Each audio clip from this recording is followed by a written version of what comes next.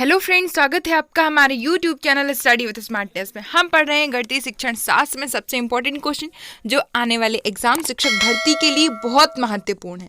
ये आपकी तैयारी को इतना स्ट्रॉन्ग कर रहे हैं, आप इन्हें एनालिसिस करते जाइए और सारे क्वेश्चन को अपनी कॉपी में नोट डाउन करते जाइए। तो समय समय पर वीडियो के नोटिफिकेशंस पाने के लिए चैनल को आप सब्सक्राइब कर लें और उसे शेयर कर दें ज़्यादा से ज़्यादा। ठीक है, आज हम मूल्यांकन से संबंधित महत्वपूर्ण प्रश्न पढ़ेंगे।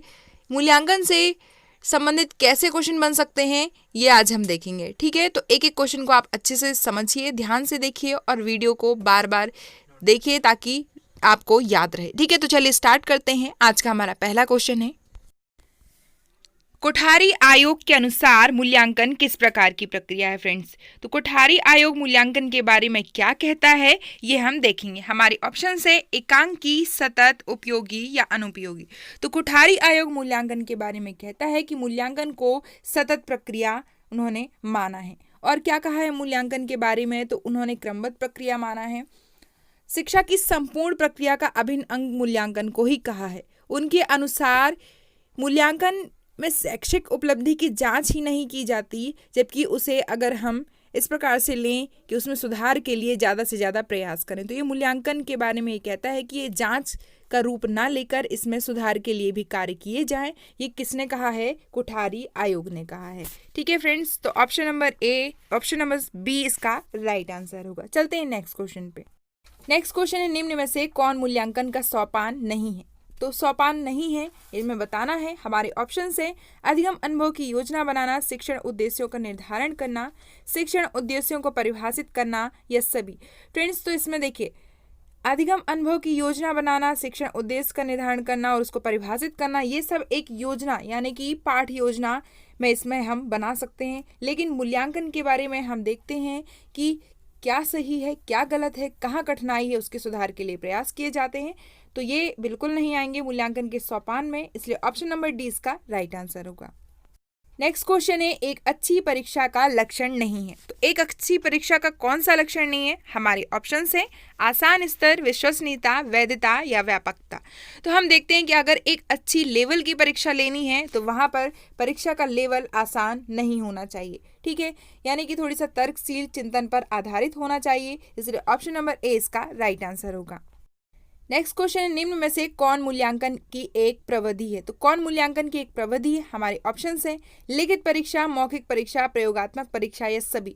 तो हम देखते हैं मूल्यांकन को एक प्रविधि मतलब कि मूल्यांकन को किस प्रकार से किया जा सकता है। तो लिखित में भी करते हैं हम, मौखिक में भी करते हैं, प्रयोगात्मक में भी करते हैं। तो सभी इसका राइट आंसर होगा। नेक्स्ट क्वेश्चन है, गणित शिक्षण में मूल्यांकन की प्रक्रिया है।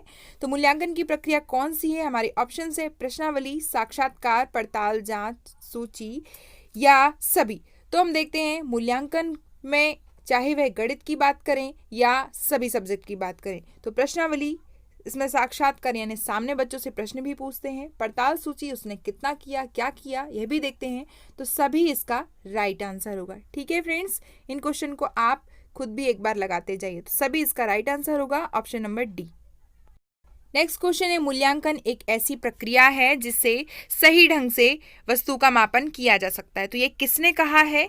हमारे ऑप्शन है गुड्स ने, डांडेकर ने, स्किनर ने या जीन पियाजे ने। तो मूल्यांकन एक ऐसी प्रक्रिया है जिसका सही ढंग से मापन किया जा सकता है, ये कहा है डांडेकर ने। आप इसे कैसे याद रख सकते हैं कि अगर हम मूल्यांकन करते हैं उसके लिए हमें दृढ़ निश्चय होना सबसे ज़्यादा जरूरी होता है। तो डांडेकर ये एक ऐसा शब्द भी दिख रहा है, ये जो भी हमारे शिक्षा शास्त्री हैं उनका नाम है, तो ये इस तरीके से दिख रहा है, आप ऐसे याद कर सकते हैं। ठीक है, डांडेकर ने सही ढंग से मापन की बात कही है मूल्यांकन में। नेक्स्ट क्वेश्चन है, गणित शिक्षण में मूल्यांकन का कौन एक उद्देश्य नहीं है। फ्रेंड्स, तो कौन सा उद्देश्य नहीं है? हमारे ऑप्शन से पाठ्यक्रम में आवश्यकता अनुसार बदलाव करना, बालकों के व्यवहार के साथ छेड़छाड़ करना, नवीनतम शिक्षण विधियों की खोज करना या बालकों की अधिगम संबंधी कठिनाइयों का पता लगाना। तो आप देख रहे होंगे जो नकारात्मक है हमारा ऑप्शन बालकों के व्यवहार के साथ छेड़छाड़ करना, यह कोई उद्देश्य नहीं हो सकता। तो ऑप्शन नंबर बी इसका राइट आंसर होगा। नेक्स्ट क्वेश्चन है, नेक्स्ट क्वेश्चन है, गणित शिक्षण में मूल्यांकन निम्न में से किस उद्देश्य की पूर्ति करता है? तो हमारे ऑप्शन है शिक्षण व्यूह रचना का विकास, बालकों को सीखने का उत्तम तरीका बताना, उपचारात्मक शिक्षण पर बल देना या सभी। तो हम देखते हैं गणित शिक्षण में मूल्यांकन के उद्देश्य की पूर्ति किस तरीके से होती है। तो व्यूह रचना बताना, उसका विकास करने के लिए कोशिश करना, सीखने का उत्तम तरीका होना चाहिए बालकों के लिए, या उपचारात्मक शिक्षण पर बल यानी कि उसकी कठिनाइयों को दूर करने का प्रयास करना। तो सभी इसका राइट आंसर होगा option number D. Next question है, मूल्यांकन क्या है? हमारे ऑप्शन से बच्चे के व्यवहार में परिवर्तन लाना, विद्यालय की सुंदरता को बढ़ाना, एक व दोनों, या डी इनमें से कोई नहीं। तो हम देखते हैं मूल्यांकन विद्यालय की सुंदरता नहीं बढ़ाता है जबकि बच्चे के व्यवहार में परिवर्तन लाता है। तो ऑप्शन नंबर ए इसका राइट आंसर होगा। नेक्स्ट क्वेश्चन है, बच्चे के वर्गीकरण और कक्षा उन्नति के लिए निम्न में से कौन सा मूल्यांकन अधिक आवश्यक है? तो हमारे ऑप्शन हैं व्यापक मूल्यांकन, सतत मूल्यांकन, मनोवैज्ञानिक मूल्यांकन या व्यक्तित्व मूल्यांकन। तो बच्चे के वर्गीकरण के लिए, कक्षा उन्नति के लिए हमने पहले भी पढ़ा है, एक व्यापक स्तर पर मूल्यांकन अगर किया जाए तो बच्चे की उपलब्धि के लिए ये आवश्यक होता है, उसे सही तरीके से मार्गदर्शन प्रदान करता है। तो व्यापक मूल्यांकन इसका राइट आंसर होगा option number A. Next question है, निम्न में से कौन सी गणितीय मूल्यांकन की एक तकनीक नहीं है? हमारे ऑप्शन हैं प्रेक्षण तकनीक, अनुसूची बनाना या साक्षात्कार, या इनमें से कोई नहीं। तो हम देखते हैं कि गणित शिक्षण में मूल्यांकन के लिए एक मेथड नहीं है। प्रेक्षण तकनीक भी होती है, अनुसूचियां भी बनाई जाती हैं और साक्षात्कार भी होता है, ये तीनों होते हैं। तो ऑप्शन नंबर डी इसका राइट आंसर होगा कि ये इनमें से कोई नहीं। नेक्स्ट क्वेश्चन है, विचार विमर्श का महत्व है। तो विचार विमर्श का महत्व कहाँ पर है? हमारे ऑप्शन है लिखित परीक्षाओं में, मौखिक परीक्षाओं में, प्रयोगात्मक परीक्षाओं में, या सभी। तो फ्रेंड्स हम देखेंगे विचार विमर्श चाहे वह लिखित परीक्षा हो, मौखिक परीक्षा हो या प्रयोगात्मक परीक्षा हो, शिक्षक बच्चों से विचार विमर्श करता है, उसे पूछता है, जांचता है। तो सभी इसका राइट आंसर होगा option number D. Next question है, छात्रों की शैक्षिक उपलब्धियों का पता लगाने का सर्वोत्तम उपाय है? हमारे ऑप्शन है मापक, मूल्यांकन, लिखित परीक्षा, या उपरोक्त में से कोई नहीं। तो हम देखेंगे कि छात्रों की शैक्षिक उपलब्धि के लिए सबसे जरूरी होता है मूल्यांकन। कोठारी आयोग भी यही कहता है कि शैक्षिक उपलब्धि जो होती है वो मूल्यांकन पर आधारित होती है। ठीक है, ऑप्शन नंबर बी इसका राइट आंसर होगा। नेक्स्ट क्वेश्चन है, महोदय समरफील्ड ने मूल्यांकन की कितनी मान्यताओं का वर्णन किया है? फ्रेंड्स तो समरफील्ड ने 4, 6, 8 या 10 इनके बारे में अगर आप डिटेल में पढ़ना चाहते हैं तो आप हमें कमेंट बॉक्स के माध्यम से बता दें, हम इनके लिए एक वीडियो अलग से डालेंगे समरफील्ड के मूल्यांकन की मान्यताओं के बारे में। यहाँ पर राइट आंसर होगा 8। उन्होंने 8 मूल्यांकन की प्रक्रियाओं को बताया है। ऑप्शन नंबर सी इसका राइट आंसर होगा। नेक्स्ट क्वेश्चन है, निम्न में से कौन प्रयोजना विधि का एक सिद्धांत नहीं है? फ्रेंड्स तो प्रयोजना विधि का कौन सा सिद्धांत नहीं है? क्रियाशीलता, वास्तविकता, उपयोगिता या मूल्यांकन। तो हम देखते हैं वहां पर कौन नहीं रहता है? मूल्यांकन। प्रयोजना विधि में क्रियाशीलता, वास्तविकता और उपयोगिता पर आधारित प्रक्रिया बनाई जाती है, सिद्धांत बनाए गए हैं, लेकिन मूल्यांकन शामिल नहीं है। ऑप्शन नंबर डी इसका राइट आंसर होगा। नेक्स्ट क्वेश्चन है, अधिगम अनुभव की योजना बनाने से पूर्व आवश्यक है कि अनुभव कैसा होना चाहिए? पर्याप्त हो, परिपक्वता के अनुकूल हो, संतोषप्रद हो, या सभी। तो फ्रेंड्स हम देखेंगे कि अधिगम अनुभव की अगर हमें योजना बनाना है कि क्या सीखा है, अधिगम मतलब है सीखना, और उसके अनुभव की प्रक्रिया बनाना है कि क्या सीखा है, कितना सीखा है और कहाँ से सीखा है। तो इसके लिए सभी होना जरूरी। वह पर्याप्त हो, परिपक्वता के अनुकूल हो यानी आगे आने वाली पीढ़ी के लिए कैसे वहां पर सहायता प्रदान करेगा, संतोषप्रद हो। तो सभी इसका राइट आंसर होगा option number D. Next question है, गणित शिक्षण में मूल्यांकन किया जाना चाहिए तो किस तरीके से किया जाना चाहिए? हमारे ऑप्शन है सीखने के अनुभव प्रदान करते समय, उद्देश्यों का स्पष्टीकरण करते समय, उद्देश्यों का स्पष्टीकरण तथा अनुभव प्रदान करने के बाद, या सभी स्तरों पर। तो फ्रेंड्स देखेंगे कि गणित शिक्षण में अगर मूल्यांकन है तो यहाँ पे सभी जरूरी है, सीखने के अनुभव प्रदान करते समय भी। या हम उद्देश्य जब बताते हैं तब हम पूछते हैं कि बच्चों को ये समझ में आया, अगर आज जो भी हम पढ़ाने जा रहे हैं या आपने जो भी पढ़ा वह किस तरीके से आपके लिए ज़रूरी है।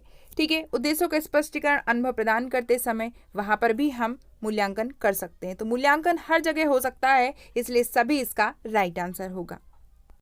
नेक्स्ट क्वेश्चन है फ्रेंड्स, मूल्यांकन परिणामों के आधार पर छात्र के संबंध में पूर्ण सार्थकता के साथ भविष्यवाणी की जा सकती है। तो इस कथन से आप पूर्णतः सहमत हैं, आंशिक सहमत हैं, सहमत नहीं हैं या कुछ नहीं कहा जा सकता है। तो मूल्यांकन अगर हम उसके परिणाम के आधार पर देखें कि बच्चा कहाँ तक जाएगा और क्या करेगा, तो इसके लिए हम आंशिक रूप से सहमत होंगे, क्योंकि हम नहीं कह सकते कि आगे, क्योंकि अगर बच्चे को आगे सीखने में रुचि आती है तो वहाँ पर उसके परिणाम बदल सकते हैं, इसलिए आंशिक रूप से सहमत इसका सही आंसर होगा, option number B. Next question है, एक अध्यापक अपनी कक्षा में छात्रों को त्रिभुज की रचना संबंधी प्रश्न हल करवा रहा है। वह कक्षा में किस क्षेत्र से संबंधित शिक्षण कर रहा है? तो हमारे ऑप्शन है मापन संबंधी, मूल्यांकन संबंधी, अधिगम संबंधी या सांख्य विधि संबंधी। तो देखेंगे कि अगर हम त्रिभुज की रचना करवा रहे हैं, उसे सिखा रहे हैं, तो वहाँ पर हम क्या कर रहे हैं? मापन संबंधी। ठीक है, कि त्रिभुज को कैसे बनाना है और किस तरीके से बनाना है। ठीक है, यहाँ पर ना ही मूल्यांकन हो रहा है क्योंकि यहाँ पर रचना की जा रही है। ठीक है, अधिगम भी नहीं हो रहा है। अधिगम कब होगा? जब वह सीख जाएगा। सांख्य विधि भी उपयोग नहीं हो रही, तो ऑप्शन नंबर ए इसका राइट आंसर होगा फ्रेंड्स। ठीक है, नेक्स्ट क्वेश्चन है, यदि किसी छात्र की उत्तर पुस्तिका का मूल्यांकन 2 शिक्षकों द्वारा करवाने पर अलग अलग प्राप्तांक आते हैं तो परीक्षा में क्या कमी थी?